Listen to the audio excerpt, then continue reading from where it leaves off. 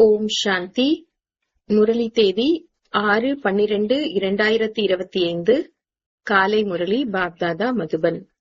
இனிமையான குழந்தைகளே, இந்த ஷரீரம் என்ற பொம்மையானது ஆத்மா என்ற உணர்வுள்ள சாவியின் மூலம், அதாவது சைத்தன்ய சாவியின் மூலம் இயங்கிக் கொண்டிருக்கிறது. நீங்கள் தன்னை ஆத்மா என்று நிச்சயம் செய்யும் பொழுது பயமற்றவர்களாக ஆகிவிடுவீர்கள். கேள்வி: ஆத்மா ஷரீரத்துடன் விளையாட்டை விளையாடிக் கொண்டே கீழே வந்திருக்கிறது. ஆகையினால் அதற்கு என்ன பெயர் கொடுக்கலாம்? பதில்: மரபொம்மை. நாடகத்தில் மரபொம்மைகளின் விளையாட்டு காண்பிப்பது போன்று ஆத்மாக்களாகிய நீங்களும் மரபொம்மை. 5000 ஆண்டுகளில் விளையாட்டை விளையாடிக் கொண்டே கீழே வந்துவிட்டீர்கள். மர பொம்மைகளாகிய உங்களை மீண்டும் மேலே செல்வதற்கான வழி காண்பிப்பதற்காக தந்தை வந்திருக்கின்றார். இப்பொழுது நீங்கள் ஸ்ரீமத் என்ற சாவியை பயன்படுத்தும் பொழுது மேலே சென்று விடுவீர்கள். பாடல்: கூட்டத்தின் நடுவே உயர்வாய் எரியும் தீபம். ஓம் சாந்தி. ஆன்மீக தந்தை ஆன்மீக குழந்தைகளுக்கு ஸ்ரீமத் கொடுக்கின்றார். யாருடைய நடத்தை நன்றாக இல்லையெனில் உனக்கு ஈஸ்வரன் தான் நல்ல வழி காண்பிக்க வேண்டும் என்று தாய் தந்தை கூறுவர். ஆனால் ஈஸ்வரன் உண்மையிலேயே வழி காண்பிப்பார் என்பது அவர்களுக்கு தெரியாது. இப்பொழுது குழந்தைகளாகிய உங்களுக்கு ஈஸ்வரிய வழி கிடைத்துக் கொண்டிருக்கிறது. அதாவது ஆன்மீக தந்தை குழந்தைகள் சிரேஷ்டமாகுவதற்கான சிரேஷ்ட வழியை கொடுத்துக் கொண்டிருக்கின்றார். இப்பொழுது நாம் சிரேஷ்டத்திலும் சிரேஷ்டமானவர்களாக ஆகிக் கொண்டிருக்கின்றோம் என்பதை நீங்கள் புரிந்து கொண்டிருக்கிறீர்கள். தந்தை நமக்கு எவ்வளவு உயர்ந்த வழி கொடுத்துக் கொண்டிருக்கின்றார். நாம் அவரது வழிப்படி நடந்து மனிதனிலிருந்து தேவதையாக ஆகிக் கொண்டிருக்கின்றோம். ஆக மனிதனை தேவதையாக ஆக்கக்கூடியவர் தந்தை என்பது நிரூபணமாகிறது. மனிதனை தேவதையாக ஆக்கினார் என்று சீக்கியர்களும் பாடுகின்றனர். ஆக அவசியம் மனிதனை தேவதையாக ஆக்கக்கூடிய வழி கொடுக்கின்றார். ஏக் ஓங்கார், அதாவது கடவுள் ஒருவரே. செய்பவர் செய்விப்பவர் பயமற்றவர் என்றும் அவரது மகிமை பாடப்படுகிறது. நீங்கள் அனைவரும் பயமற்றவர்களாக ஆகின்றீர்கள். தன்னை ஆத்மா என்று புரிந்து கொள்கிறீர்கள் அல்லவா? ஆத்மாவிற்கு எந்த பயமும் இருப்பது கிடையாது. பயமற்றவர்களாக ஆகுங்கள் என்று தந்தை கூறுகின்றார். எதற்கு பயப்பட வேண்டும்? உங்களுக்கு எந்த பயமும் கிடையாது. நீங்கள் தங்களது வீட்டில் அமர்ந்தபடியே தந்தையின் ஸ்ரீமத்தை பெற்றுக் கொண்டிருக்கிறீர்கள். யாருடைய ஸ்ரீமத்? கொடுப்பது யார்? இந்த விஷயங்கள் கீதையில் கிடையாது. இப்பொழுது குழந்தைகளாகி நீங்கள் புரிந்து கொண்டிருக்கிறீர்கள்.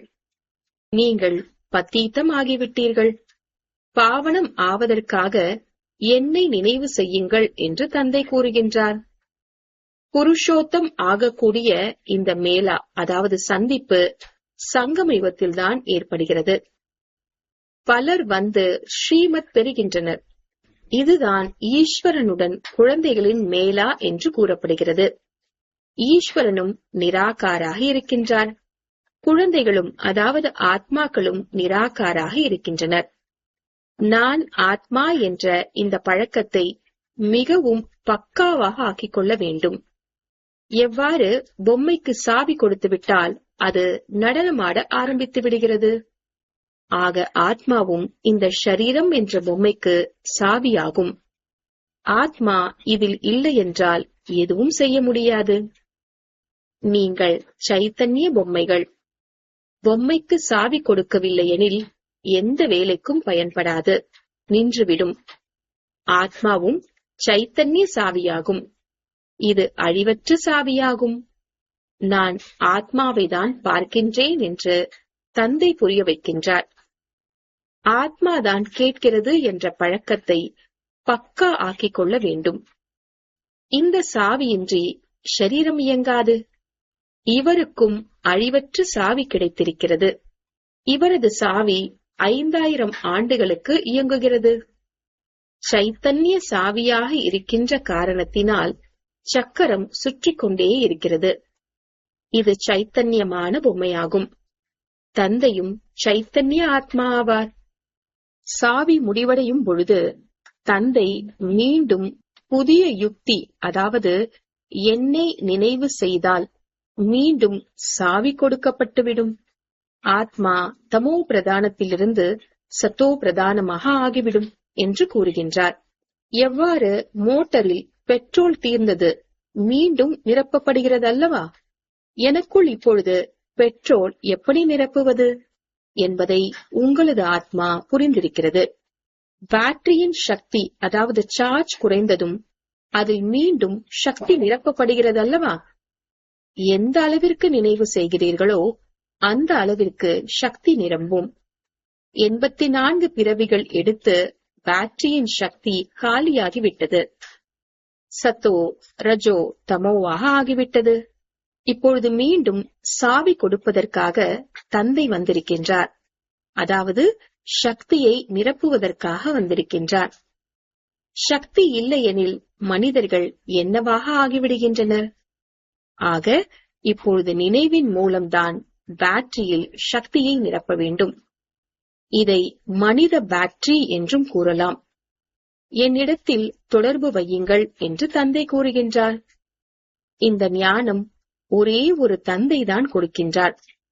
சத்கதி கொடுக்கும் வல்லல் அந்த ஒரே ஒரு தந்தை ஆவார். இப்பொழுது பேட்டரி முழுவதும் சக்தி நிரப்பப்படுகிறது. இதன் மூலம் நீங்கள் முழு 84 பிறவிகள் நடிப்பு நடிக்கிறீர்கள்.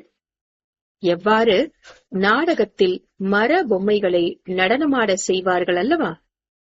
ஆத்மாக்களாகிய நீங்களும் இவ்வாறு மர பொம்மை போன்று இருக்கிறீர்கள். மேலிருந்து கீழே இறங்கி 5000 ஆண்டுகளில் முற்றிலும் கீழான நிலைக்கு வந்துவிட்டீர்கள். பிறகு தந்தை வந்து மேலே அழைத்து செல்கின்றார். அவர் மர பொம்மைகளை ஆட்டுவிப்பவர் ஆவார். கீழிறங்கும் கலை மற்றும் முன்னேறும் கலையின் அர்த்தத்தை தந்தை புரிய வைக்கின்றார். 5000 ஆண்டுகளுக்கான விஷயமாகும். ஸ்ரீமத் மூலம் நமக்கு சாவி கொடுக்கப்படுகிறது என்பதை நீங்கள் அறிவீர்கள். நாம் முழு சத்தோ பிரதானமாக ஆகிவிடுகின்றோம். பிறகு மீண்டும் பாகத்தையும் நடிப்போம். புரிந்து கொள்ள மற்றும் புரிய வைப்பதற்கு எவ்வளவு எளிய விஷயமாகும்.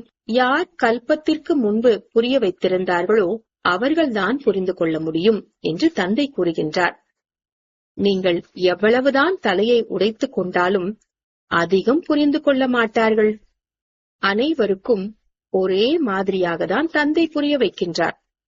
எங்கு அமர்ந்திருந்தாலும் தந்தையை நினைவு செய்ய வேண்டும். எதிரில் பிராமணி, அதாவது நிமித்தமானவர் இல்லாமல் இருந்தாலும் நினைவில் அமர்ந்திருக்க வேண்டும்.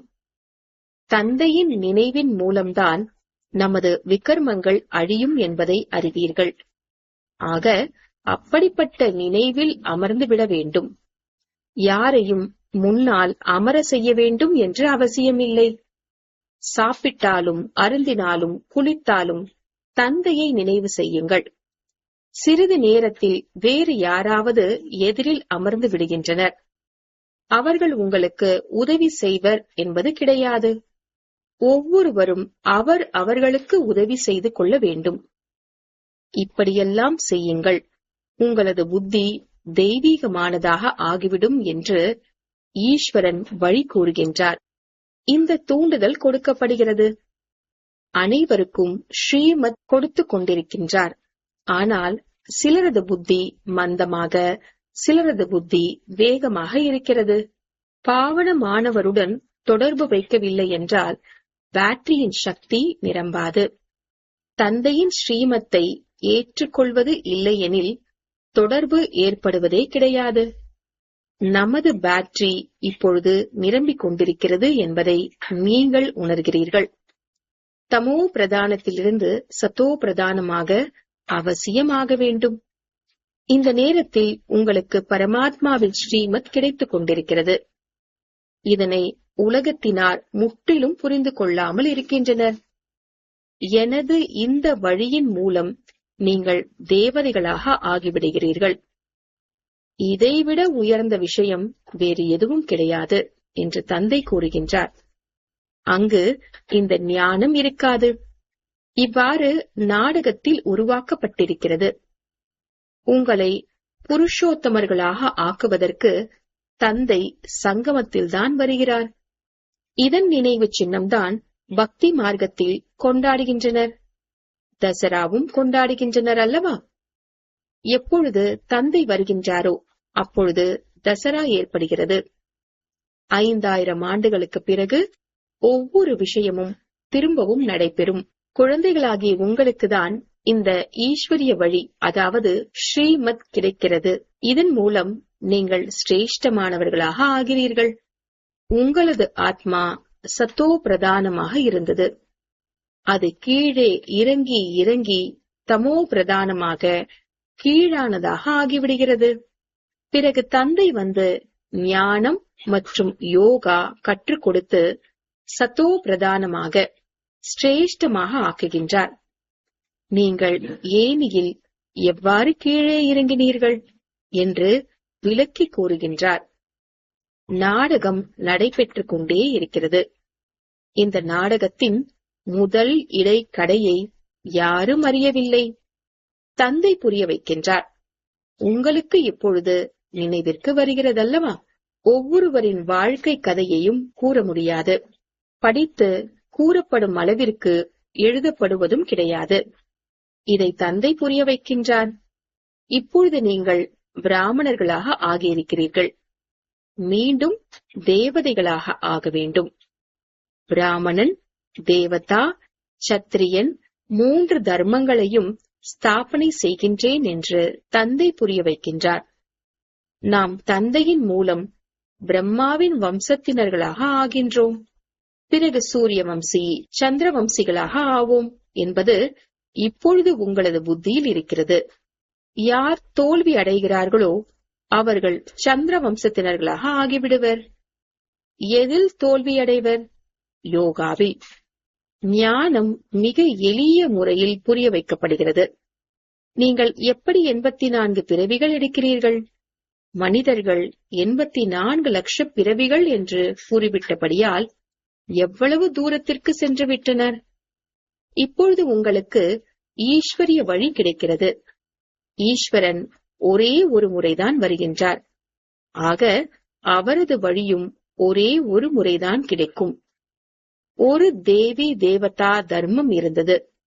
அவசியம் அவர்களுக்கு ஈஸ்வரிய வழி கிடைத்திருக்க வேண்டும். அதற்கு முன்பு சங்கம யுகம் இருந்திருக்கிறது.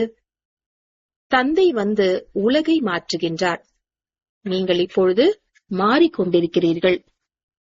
இந்த நேரத்தில் உங்களுக்கு தந்தை கூறுகின்றார், நாம் கல்ப கல்பத்திற்கும் மாறிக்கொண்டே வருகிறோம், மாறிக்கொண்டே இருப்போம் என்று நீங்கள் கூறுவீர்கள்.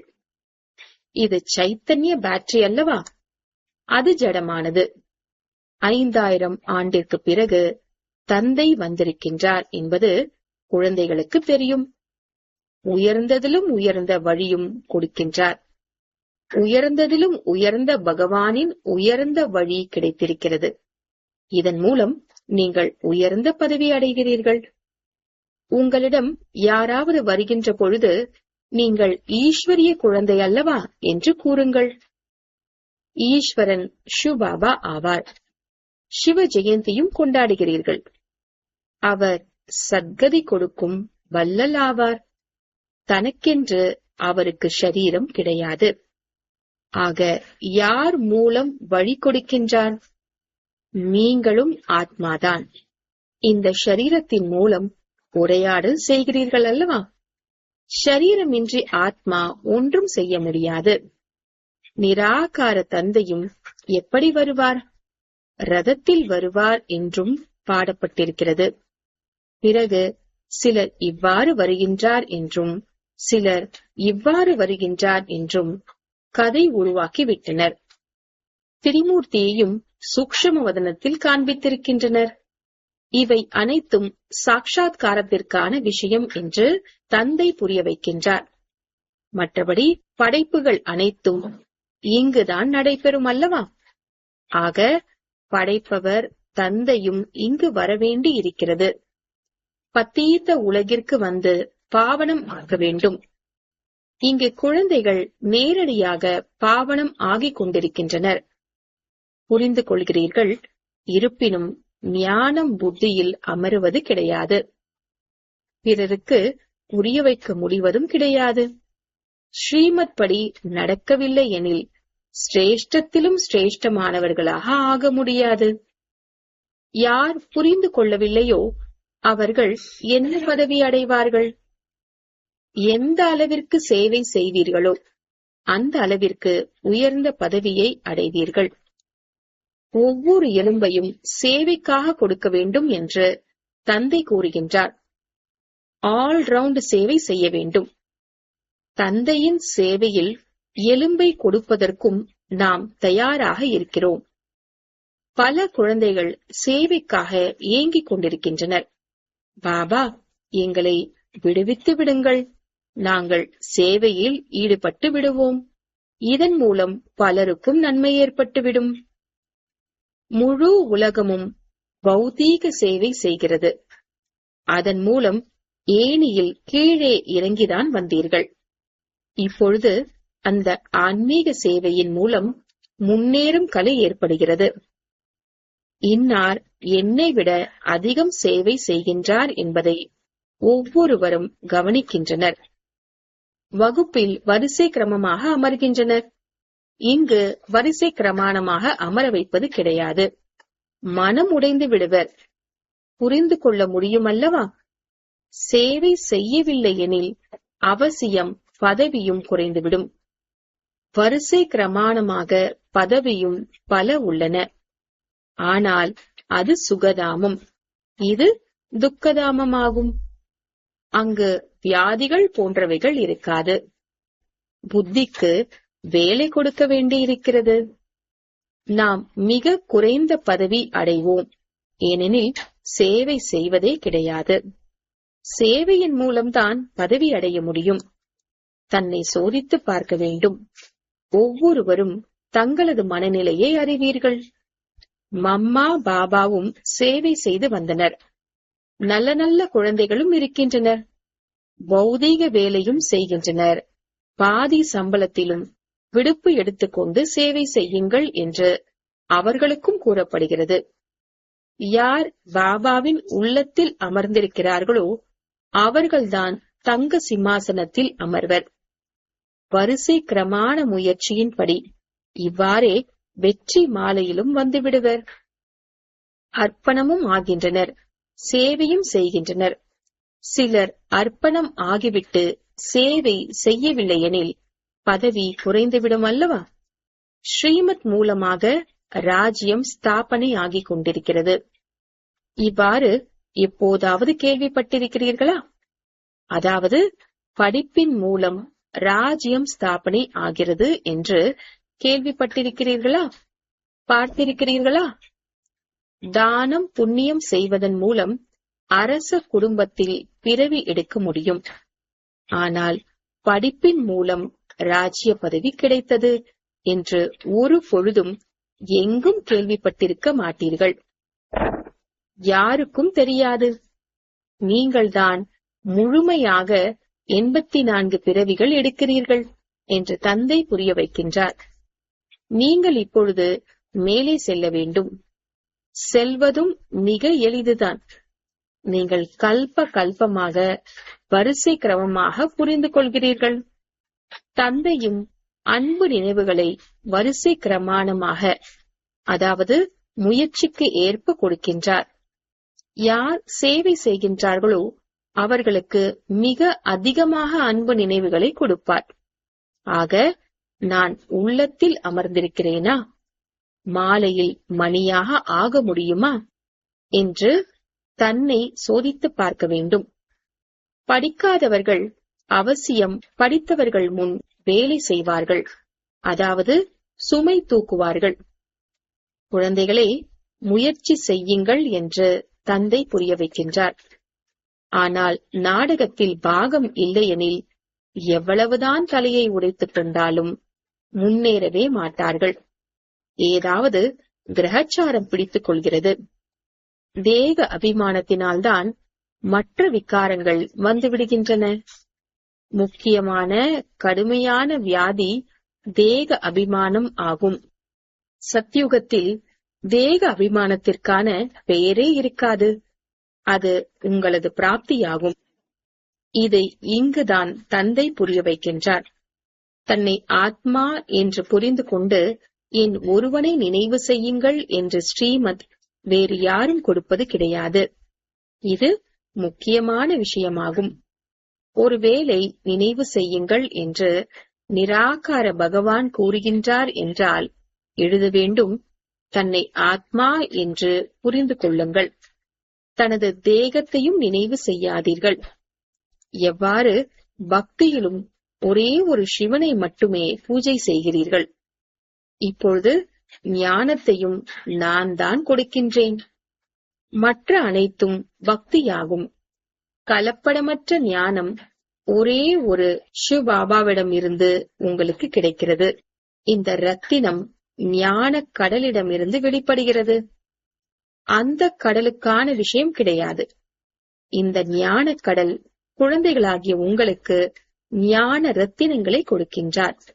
இதன் மூலம் நீங்கள் தேவதைகளாக ஆகின்றீர்கள். சாஸ்திரங்களில் என்னவெல்லாம் எழுதி வைத்து விட்டனர். கடலில் இருந்து தேவதைகள் வெளிப்பட்டனர், ரத்தினங்களை கொடுத்தனர். இந்த ஞான கடலானவர் குழந்தைகளாகிய உங்களுக்கு ரத்தினங்களை கொடுக்கின்றார். நீங்கள் ஞான ரத்தினங்களை தேர்ந்தெடுக்கிறீர்கள். முன்பு கற்களை தேர்ந்தெடுத்தீர்கள். அதனால் கல் புத்தி உடையவர்களாக ஆகிவிட்டீர்கள். இப்பொழுது ரத்தினங்களை தேர்ந்தெடுப்பதால் தங்க புத்தி உடையவர்களாக ஆகிவிட்டீர்கள். பாரஸ்நாத் ஆகிறீர்கள் அல்லவா? இந்த பாரஸ்நாத், அதாவது லக்ஷ்மி நாராயணன், உலகத்திற்கு எஜமானர்களாக இருந்தனர்.